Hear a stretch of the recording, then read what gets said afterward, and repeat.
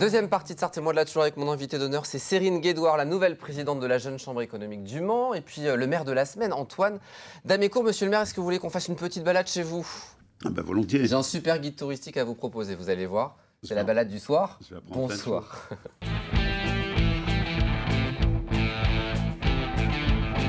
Notre roi soleil à nous, Pascal Mariette, bonsoir. Bonsoir. Notre guide touristique aussi, on va se balader du côté même à Avoise ce soir. Tu vas nous emmener, Cérine, monsieur le maire et moi, à Avoise. Oui. Avoise, pour moi, c'est une commune très très riche en patrimoine et très riche en histoire. Et on va commencer par... la villa romaine. Oui. Il a été découvert dans les années 70, une villa, la présence d'une villa. Il y a eu plusieurs chantiers de fouilles et surtout, on a trouvé ce magnifique bassin, un bassin de 18 mètres de long, et qui était recouvert de, on va dire, d'ardoise, de plaques d'ardoise et de pierres plus calcaires. Et c'était un bassin au milieu d'une grande villa. Et le bâtiment qui était à l'arrière, comme on voit sur le dessin, le bâtiment faisait 40 mètres de long, donc c'était pas rien. C'était vraiment une grosse villa qui était à la confluence de la Vègre et de la Sarthe. Et il a été découvert à cet endroit des objets, des tas de choses, dont ces boucles, par exemple, des boucles de vêtements. Hein, c'est très chic. Hein, on pourrait presque. Donc il y avait une vie romaine à Avoise. Une vie romaine, elle a été trouvée surtout cette tête qui remonte au IIe siècle, qui était sur une crosse, je ne sais pas. Et c'est vraiment un objet qui doit être dans un musée aujourd'hui. C'est vraiment superbe. Donc là, c'est IIe siècle. Hein, donc, vraiment, monsieur le maire, vous avez conservé ces objets ou vous les avez rendus à... Non, on ne les a pas conservés. Ah non, on ne peut pas les conserver quand on trouve des objets comme ça? Je ne sais pas où est la tête d'aigle, si elle est exposée. Je ne sais pas où elle est. Et maintenant, toutes les recherches ont été faites. Et maintenant, il y a des poulaillers de louer. Ah bah écoutez... Voilà. Alors, à savoir quand même que cette villa, au 7e siècle, elle était encore présente, parce que c'était la possession d'un évêque du Mans qui s'appelait Ardouin. Donc voilà pour la villa romaine. La belle situation du bourg d'Avoise au pied du coteau. C'est vrai qu'on a vu en image. C'est pour ça c'est assez rare. Super sympa. Je trouve que cette commune a un charme fou. Vous avez un coteau, vous avez la rivière, plein sud, bien exposé. Et puis vous avez tout qui s'installe sur le coteau et tout le long de cette voie, comme vous disiez tout à l'heure. Et je trouve qu'il y a un charme fou. Et surtout, quand on monte les petits trucs pour remonter... Tu vas faire monter les prix, Pascal. Je vais faire monter les prix, mais c'est surtout bien exposé. Vous voyez, ces petites ruelles, là... On est exposé plein sud. Ça mérite... Oui, plein sud. Vraiment bien. Alors donc, il y a aussi des caves. Hein, vraiment, c'est à voir. Je crois que vous pourriez presque tenter... d'avoir un titre, parce qu'il y a de quoi en faire une jolie petite cité. Parce que quand je vois les images, j'ai envie de dire, il faudrait faire le concours comme Madame Labrette Ménager l'a fait avec Fresnay-sur-Sarthe pour Avoise. Ça me fait penser justement à le village préféré des Français. À la rue du Bourgneuf à Fresnay qui a été aménagée. Donc il y avait aussi des tisserands comme à Fresnay, il y avait une 13 tisserands, il y avait 3 moulins, des moulins à papier pour le papier. Donc des moulins à temps pour tanner la peau. Vraiment, c'est une très très belle histoire pour le centre. Et sur ces coteaux, la tour à sel. Voilà. Explique toute l'histoire, ce que je n'ai pas raconté tout à l'heure. La tour à sel, effectivement, comme vous disiez, ça servait pour voir arriver, mais c'est surtout un grenier à sel, c'est-à-dire toutes les cargaisons qui arrivaient de Nantes ou d'Angers arrivaient sur des bateaux plats, et il y avait un port important, et on stockait les marchandises, et puis c'est aussi... grenier à sel, c'est aussi faire payer la gabelle, payer le sel, etc. Il y avait vraiment l'impôt était là, et puis surtout on surveillait le passage sur la rivière. Le gué, parce Avoise est dans le Maine et Parcé est en Anjou, donc c'était la frontière. Et dans une boucle de la rivière, ce qui fait que du haut de cette tour, on voyait 2 km de rivière d'un côté et 2 km de rivière de l'autre. Il y a beaucoup de transport d'ardoise aussi. Bien sûr. Donc aujourd'hui, c'est des vestiges qui restent de cette tour. Alors, c'est les vestiges, on voit la photo là, qu'on va voir plus précisément avec un toit. Malheureusement, ce toit a disparu dans les années 1960. Et donc, il a été arasé. Mais on a cette jolie tour qui dominait le village. Et c'est vraiment intéressant. Et c'est classé au monument historique depuis 1926, je crois. Oui, on espère beaucoup un jour pouvoir la restaurer, la remonter. Mais... On vous le souhaite, monsieur le maire, en tout cas. Et puis il y aura Pascal Mariette pour vous soutenir. Mais ça, encore une fois, c'est... Un très bel endroit. Et juste de l'autre côté de la ruelle, il y a le petit musée. Le petit musée que vous parliez. De la médecine. De la médecine, du chirurgien, comment on dit Brador. Ensuite, on va emmener Cérine du côté du manoir de la Périne de Crie. Alors non, c'est pas le comte qui l'a appelé en... Non. Alors là, on est sur un joli promontoire. Ça se voit, je trouve qu'il est très joli, c'est quand on arrive de Parcé, en fin de compte. Parce qu'il domine, vous avez le manoir à gauche, puis la commune qui vient à droite, c'est avec le coteau, la présence du coteau. Et là, on a un corps de logis qui est composé donc d'un grand pavillon et d'une tourelle, mais surtout, vous voyez ce plateau, juste en contrebas sur la photo, c'est la rivière. Et donc, c'est un bâtiment qui a été agrandi au XVIe siècle essentiellement, hein, et qui est monument historique aussi depuis 1926, 6 janvier, j'ai cru noter. Et surtout, c'est vraiment une très belle bâtisse, bien restaurée, soignée, regardez la qualité. Les propriétaires l'ouvrent aux Journées du patrimoine, de souvenirs, je l'ai visité certaines Journées du patrimoine. Il est mort il y a quelques mois, là, donc je ne sais pas si ça sera toujours ouvert, mais en tout cas, il était très attaché à cette maison, il en a même écrit un livre, La Belle Endormie. La Belle Endormie. C'est un hommage qu'on lui rend ce soir à ce beau manoir de la Périne de Cry. Le château d'Aubert, comment ne pas en parler? C'est vraiment le château d'Aubert, un château récent, hein, qui est construit au XVIIIe siècle avec des douves, et les douves avec la vègre qui passe au pied. Et là, on a une jolie demeure vraiment magnifique, bien ordonnancée, comme on dit.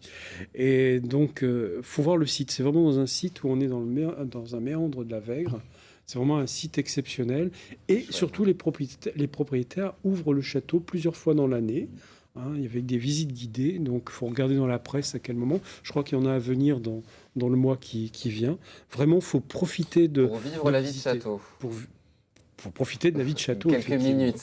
Alors, il y a eu un petit problème d'incendie. Il y a une reconstruction derrière moi de la petite tour à l'entrée à gauche de la grille, avec une très jolie restauration. Vraiment, on est dans un site exceptionnel. Donc à visiter. À visiter dès que vous pouvez. Vous regardez, visiter le château d'Aubert. C'est vraiment un lieu à voir. Et surtout, il y a autre chose à voir. Eh bien oui, l'aqueduc. Voilà. Un petit peu plus loin, nous étions ensemble il n'y a pas très très longtemps, puisqu'il y a eu l'inauguration de la restauration de cet aqueduc. On va voir quelques images avant restauration. Là, c'est l'aqueduc, une image avec sa noria, on va en reparler tout à l'heure. Mais voilà l'état de l'aqueduc tel qu'il a été. Il manquait même des arches à un moment donné. Il y a une dizaine d'années, avec Madame Dupeyroux, il a été décidé de restaurer... Qui est Madame Dupeyroux, pardon? C'est la propriétaire du château d'Aubert. Et avec une association aussi de randonneurs qui passaient par là, qui l'ont soutenu dans la démarche. Des randonneurs retraités du Crédit Agricole, parce que comme Madame Dupeyroux laisse pas mal ouvert, il y a un chemin de randonnée qui passe dans le parc du château. Ben voilà, elle a été récompensée parce qu'un jour, des retraités du Crédit Agricole en randonnée se sont dit mais on va aller la voir, mais c'est pas possible de laisser ça dans cet état-là, et ils sont devenus vraiment les ambassadeurs de cet aqueduc. Alors cet aqueduc a été construit quand même vers la fin du XVIIIe siècle par Jean-Baptiste Bastard, qui était le propriétaire du château, et c'était vraiment une mode aussi de ramener l'eau. Alors pour comprendre le système, la Vègre est dans le bas de la tour. Au bout là, oui, d'accord. On remonte l'eau sur ce canal qui revient. Comme la rivière est en contrebas, ça permet de monter l'eau sur les plateaux pour irriguer les jardins et le parc du château. Plein de canaux dans le parc, des canaux en pierre qui irriguaient tout le parc du château. Tout le jardin, du coup, qui était irrigué. Voilà. Et on trouve ça essentiellement dans les pays arabes. C'est le cas, par exemple, le long du Donc Nil. c'est très rare en Sarthe, un aqueduc comme celui-ci, Pascal? C'était une façon, rare. Je crois que c'est aussi, on commençait à visiter le monde, à connaître ce qui se faisait à l'extérieur. Avec cette idée, voilà, il a dit, je vais faire ça. Des pays arabes où on trouvait ça. Et là, il manque plus que la roue, la noria, qui avec les godets, qui remontait l'eau. Donc on va voir, j'ai dû mettre quelques photos des godets, parce qu'il en reste deux ou trois, et qui remettaient l'eau, voilà le godet, hein, et qui ramenait l'eau dans le couloir d'eau. Donc à visiter, on peut le visiter régulièrement du coup? Oui, il faut... On tape à l'entrée du... Ouais, non, mais dans la presse, c'est assez écrit. Bon, lisez la presse alors. Alors donc la roue qui a disparu en 1906, on espère la revoir dans les années à venir. Ce serait vraiment formidable. Merci. Et on peut citer quand même l'ESAD de Val-de-Loire, qui a permis aussi de restaurer ce magnifique aqueduc. Et puis là, Monsieur le maire, c'était il y a 3 semaines lors de l'inauguration. Vous êtes sur la photo, je crois. Toi aussi, je pense. Non, moi j'ai prenais les photos. Merci beaucoup Pascal pour cette belle balade au sein d'Avoise. On passe au Tu préfères.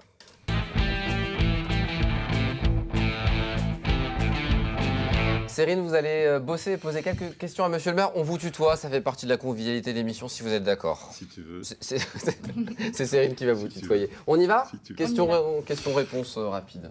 On y va. Antoine, tu préfères la mer ou la montagne? La montagne. La ville ou la campagne? La campagne.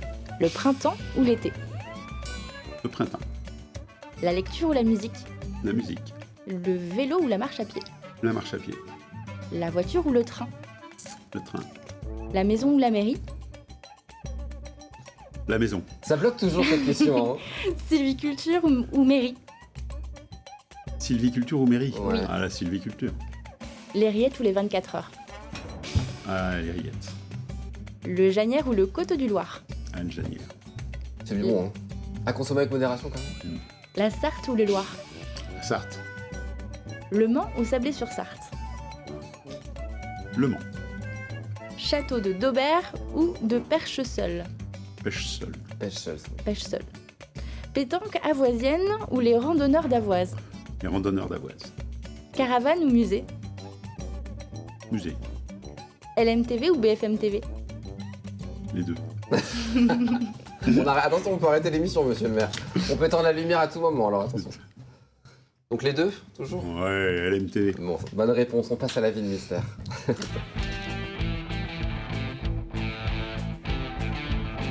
Allez, on va jouer avec nos amis téléspectateurs pour les aider à découvrir la commune dont je recevrai le maire à la semaine prochaine. Pour cela, différents indices.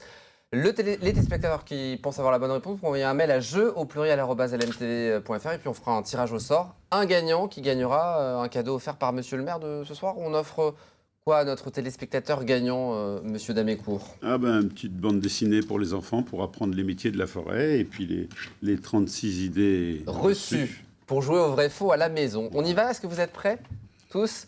Pascal, Mariette? Bah oui, c'est le moment on met le doigt devant la bouche.